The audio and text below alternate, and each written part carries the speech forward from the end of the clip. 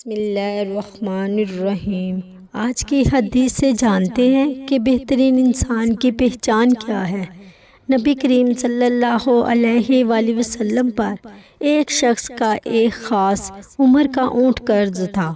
وہ شخص تقاضا کرنے آیا تو آپ صلی اللہ علیہ وآلہ وسلم نے یعنی اپنے صحابہ رضی اللہ تعالیٰ عنہم سے فرمایا کہ ادا کر دو۔ صحابہ رضی اللہ تعالیٰ عنہم نے اس عمر کا اونٹ تلاش کیا لیکن نہیں ملا، البتہ اس سے زیادہ عمر کا یعنی مل سکا۔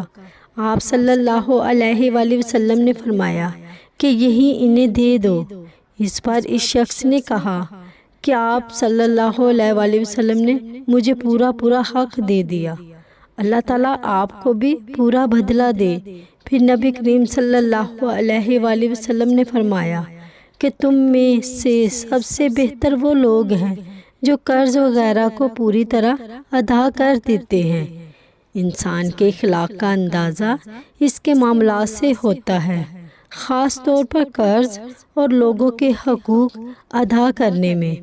آج کی حدیث میں نبی کریم صلی اللہ علیہ وآلہ وسلم نے اپنے عمل سے ہمیں سکھایا کہ قرض صرف واپس کرنا ہی کافی نہیں، بلکہ اگر استطاعت ہو تو اسے بہترین انداز میں ادا کرنا چاہیے۔ جب ایک شخص اپنا قرض لینے آیا تو آپ صلی اللہ علیہ وآلہ وسلم نے اس کے حق سے بہتر اونٹ عطا فرمایا۔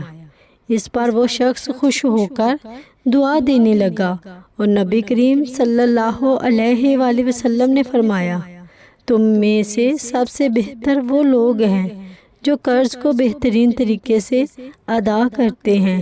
یہی حدیث ہمیں دیانتداری، حسن اخلاق اور دوسروں کے حقوق کا خیال رکھنے کی خوبصورت تعلیم دیتی ہے۔